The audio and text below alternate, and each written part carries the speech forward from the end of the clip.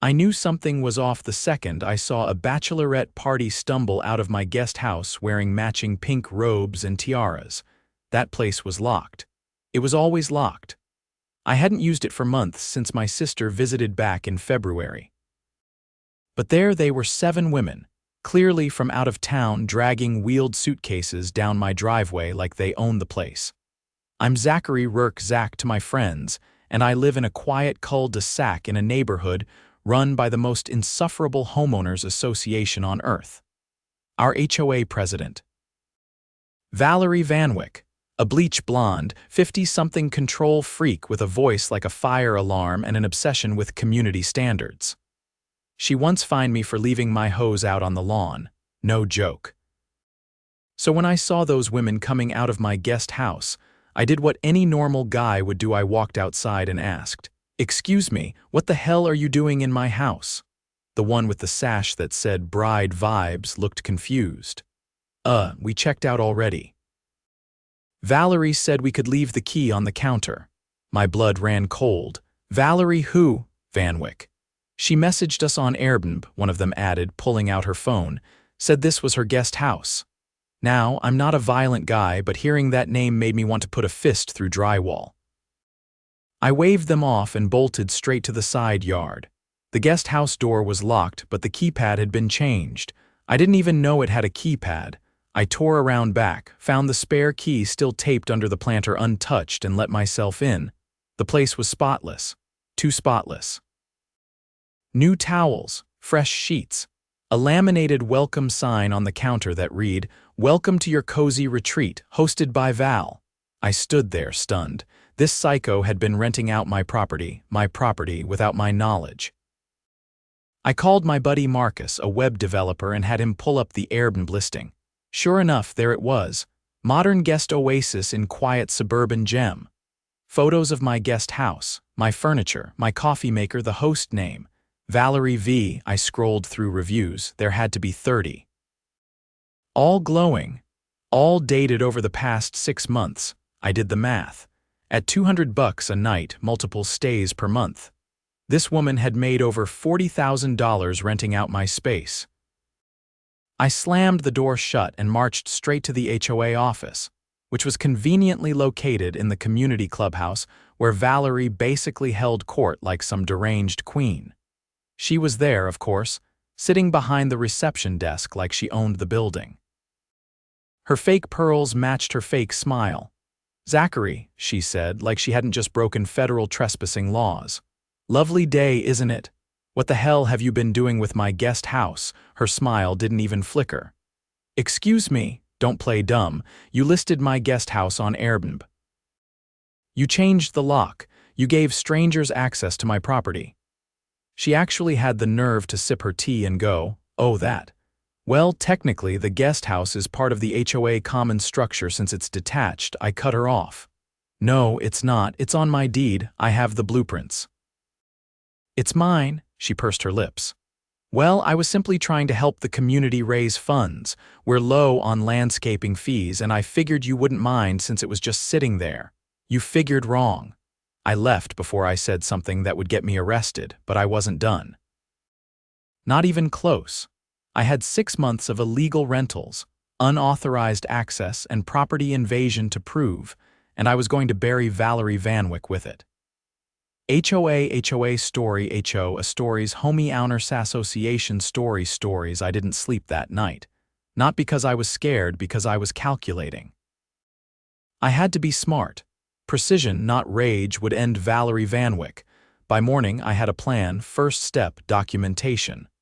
I spent hours pulling every digital receipt, photograph, and timestamp I could find. Marcus helped me archive the Airbnb listing before it mysteriously vanished overnight. Classic move. But he was one step ahead. He'd already scraped the entire page, including cached versions, guest reviews, and payout confirmations linked to a Stripe account under VV Community Services LLC. That name sounded harmless. Until I ran it through the county business registry and found out it had been incorporated 7 months ago. Registered address. The HOA office. So she'd created a shell company, used HOA space as a front, and funneled the money through a business entity that didn't technically include her name. At least not on the surface, but her signature was on the LLC creation form. I cross-referenced it with her filing from when she ran for HOA president 3 years ago. Identical. I printed everything. Every single page.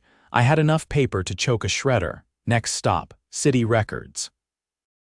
I needed a certified document proving the guest house was part of my private property, not community common ground. The clerk found it fast. Blueprints, plats, and zoning records all clearly marked the structure as part of my parcel. Not 1 square inch was listed under the HOA's jurisdiction. I took that certified copy and added it to my growing file. Then I went to a real estate lawyer named Danica Patel, an old friend from college who owed me a favor. When I laid out the situation, she blinked once, leaned back, and said, "This is a felony." "Possibly more than one," I asked her to clarify. "Let's start with criminal trespass. Then unlawful entry, identity fraud if she posed as the owner, wire fraud depending on how she processed the payments. And if she used HOA funds or resources to facilitate this, you're looking at misappropriation of community assets. That's embezzlement." I asked what we needed to go public. Danica smiled. "Just one guest who thought they were renting from the HOA, so I found 3. I messaged former renters through the Airbnb app, explained I was the actual property owner, and asked if they'd be willing to provide a statement. 2 ignored me. One, named Alina from Kansas, responded with a phone call. "I knew something was weird," she said. She made me put the payment through manually instead of the app, said it was a new HOA policy I almost canceled. She was more than willing to provide a notarized statement. She even emailed me screenshots of the messages. They were gold.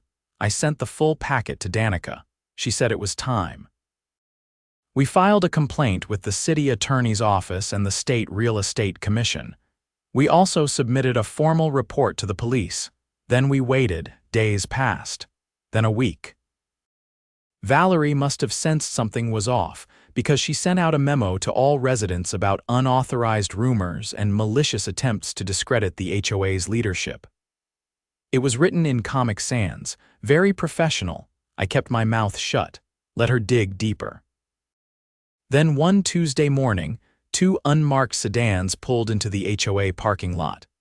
A uniformed officer and 2 investigators walked in without knocking. I watched from across the street, sipping coffee on my porch. They were inside for over an hour. By the time they left, Valerie looked like someone had poured lemon juice on her dreams. She came out pale, clutching a cardboard box filled with files and that ridiculous crystal paperweight she always kept next to her nameplate. She wasn't arrested, not yet, but she was rattled. And she wasn't the only one. The HOA board called an emergency meeting the next day. All 7 members were there, including Greg, the treasurer, who looked like he wanted to melt into the floor. This time, I didn't just barge in. I brought back up. About 20 residents joined me, including a few who'd already suspected shady dealings. Janet from Lot 14 had been fined twice for unsightly garden sculptures that mysteriously disappeared from the common area a week later. Brian from Lot 6 had been charged a roof assessment fee, even though he lived in a single-story ranch with a metal roof that never needed repairs. People were angry. Very angry. When Valerie saw us walk in, her eyes flicked to the door, like she was calculating how fast she could escape. I raised my hand before she could start the meeting. "Before you say anything, I have something to read into the record." She tried to object. "This isn't a public hearing, Mr. Rourke." "It is now," said Janet, holding up a printed copy of the HOA bylaws. Article 6, Section 2. Any resident may request the floor during a general session if the topic pertains to HOA governance or misuse of community resources. Valerie looked like she'd swallowed vinegar. I stepped forward, opened my folder, and began reading. On multiple occasions between November and April, this HOA's president unlawfully accessed private property mine and used it for personal financial gain. She listed my guest house on Airbnb as her own, changed the locks, and profited over $40,000 based on financial records tied to an LLC registered under her name. Gasps. Someone dropped a pen. I handed out copies of the evidence, including the notarized guest statement. Greg turned 3 shades of gray. Furthermore, I continued, we have filed a criminal complaint with the city, and the police have already begun their investigation. The only question now is whether this board intends to take action or continue pretending this never happened. Valerie stood up. Everything he's saying is exaggerated and out of context. That structure was always ambiguously zoned, and as president, I acted in the community's best interest. Danica, who had quietly arrived and stood near the back, finally spoke up. You'll want to be careful, Miss Vanwick. I'm representing Mr. Rourke, and the term you're looking for isn't ambiguously zoned, it's criminally misrepresented. No one said a word, then Brian raised his hand. Motion to suspend the president pending further investigation. Janet seconded it. The vote passed 5-2. Valerie sat down, stunned. No one looked at her. Greg resigned 2 days later.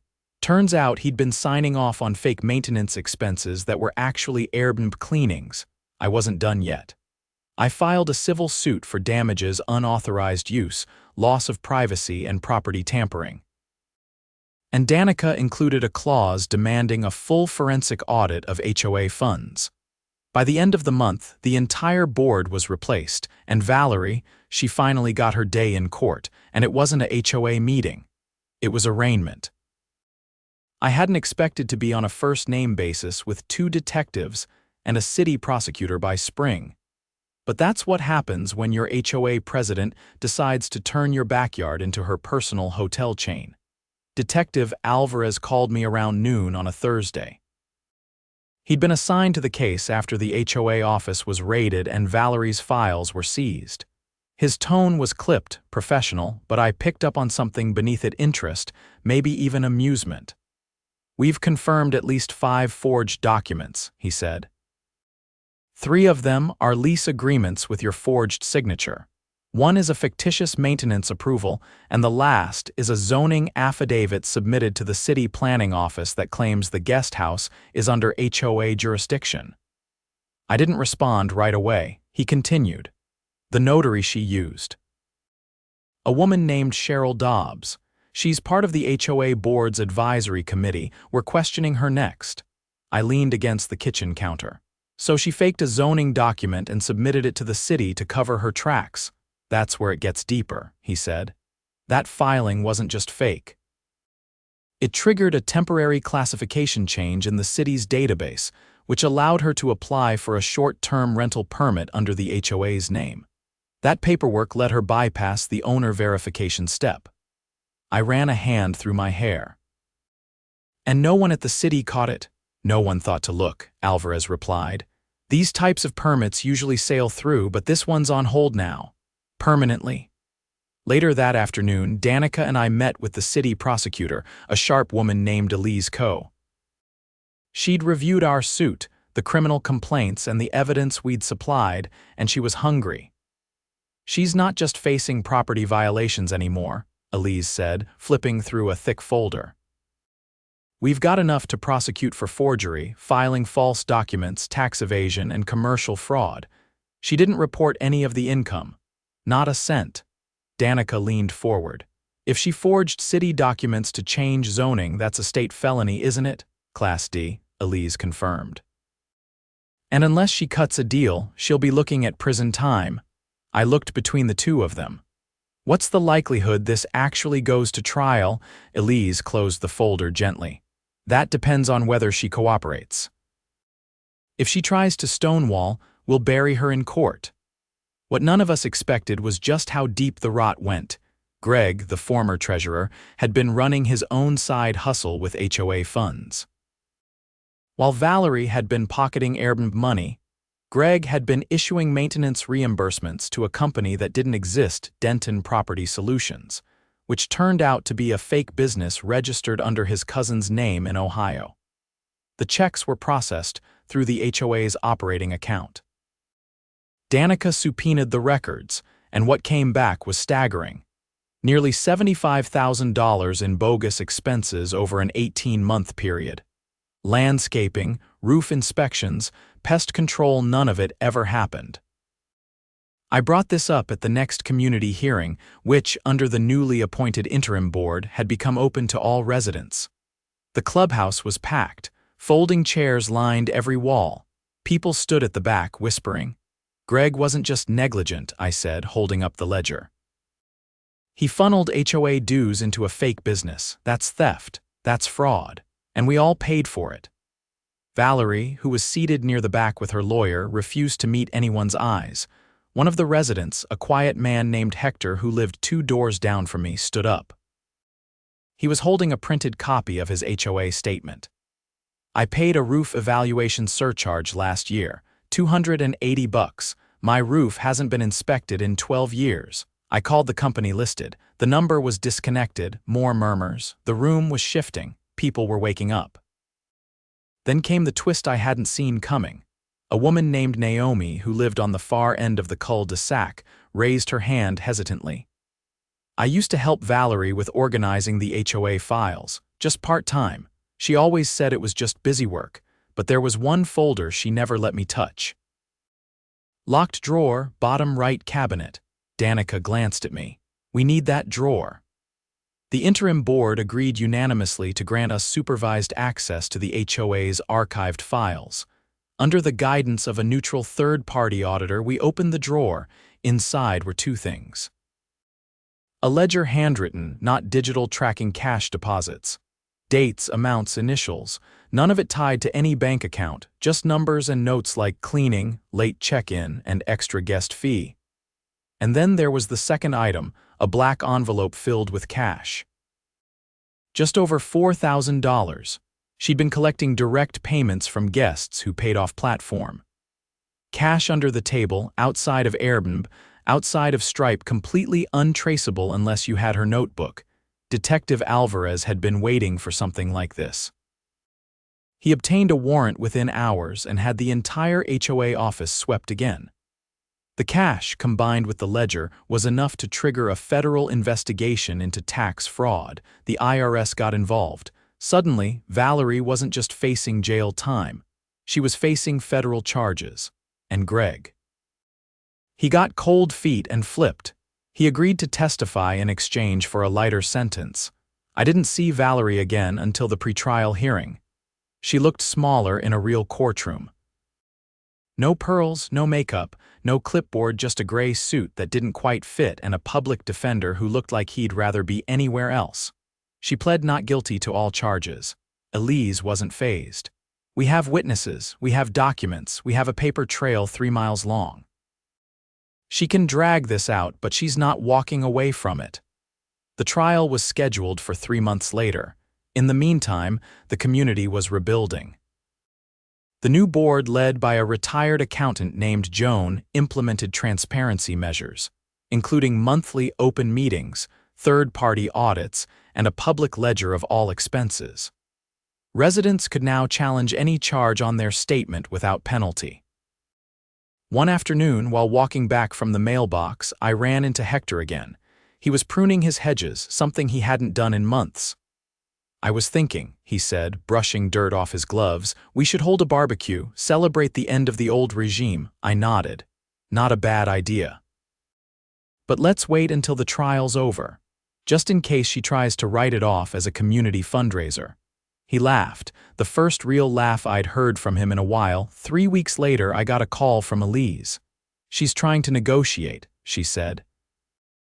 Wants to plead to a lesser charge in exchange for restitution and no jail time. Is that happening? I asked. Not unless she repays every cent and agrees to a permanent ban from HOA leadership roles. Anywhere, ever, I agreed. So did the board. Valerie pled guilty to 6 counts, including filing false documents, misappropriation of funds, and tax evasion.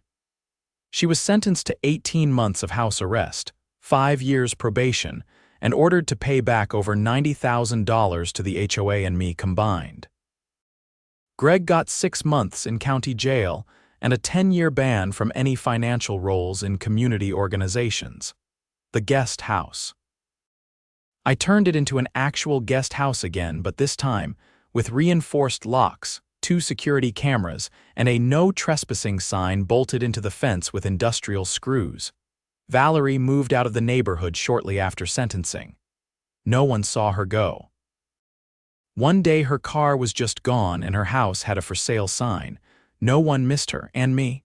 I kept the court documents in a folder labeled Chaos Averted. Just in case someone else ever got any ideas, the trial ended just before summer bloomed. The courtroom had never been full, just a few press reporters, a couple of HOA watchdog types from nearby cities, and a rotating cast of residents who stopped in to see the fallout firsthand. Valerie never looked at me, not once during the proceedings. She kept her gaze locked forward, like if she just stared hard enough at the judge, she could will herself into a better outcome. But the outcome wasn't up to her anymore. After the sentencing, life in the neighborhood shifted in ways I hadn't expected. It wasn't just about getting rid of Valerie or exposing Greg. There was a tangible change in how people spoke to one another. Neighbors who once avoided eye contact at the mailbox now lingered to talk. Kids played in the cul-de-sac again. And the community board meetings, once notorious for being empty and pointless, had become something people actually looked forward to. Still, I wasn't quite ready to let my guard down. One Tuesday afternoon, Joan, the new board president, knocked on my door. I half expected her to come asking about some new violation or budget shortfall, but she held a manila folder and a reusable coffee cup. "I thought you might want to see this," she said, handing me the folder. "It's the auditor's final report." I flipped it open on the porch table. 52 pages. Charts, timelines, and a full breakdown of where every dollar had gone during Valerie's rule. I scanned through the executive summary and paused halfway down the second page. "What's this?"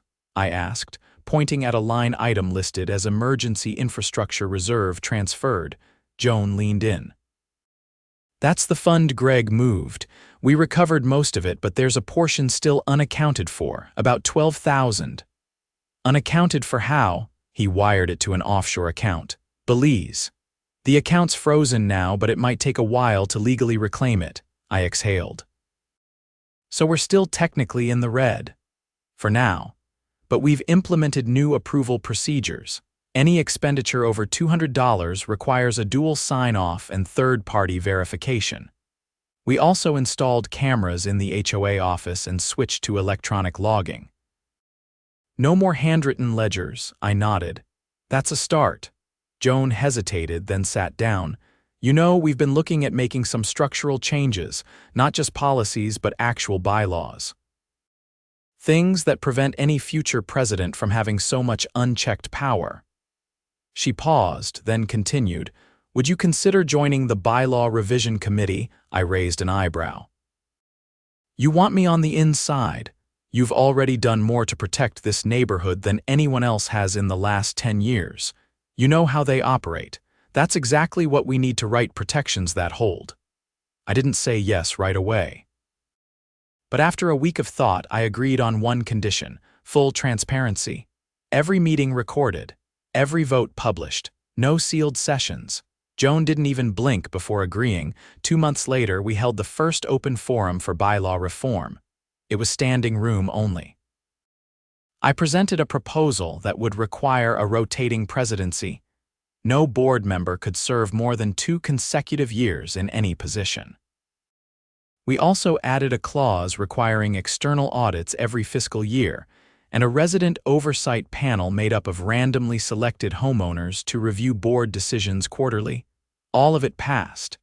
But the most satisfying reform: we stripped the board of its ability to manage private property disputes. From now on, any issue involving someone's yard, fence, guest house, or shed had to go through city code enforcement. The HOA no longer had the power to fine or penalize for anything not explicitly covered in municipal law. At the next board meeting, Hector stood up and called it the HOA Declawing Act. The name stuck, Valerie's old house sold to a middle-aged couple from Denver. They had a teenage son who played drums and a golden retriever that barked at its own reflection. No one minded. They showed up to the next community potluck with homemade green chili and offered to help repaint the pool deck. The neighborhood welcomed them with open arms. One evening, Danica stopped by. We hadn't talked in a few weeks, not since Valerie's sentencing was finalized. She stood at the edge of the driveway, holding a bottle of whiskey and 2 glasses. "I figured you earned a quiet night," she said. We sat on the back patio, where you could just barely see the guest house through the hedges. I had replaced the keypad with a biometric lock synced to my phone. "No more surprises. How's the civil suit wrap-up going?" I asked. She poured us each a measure.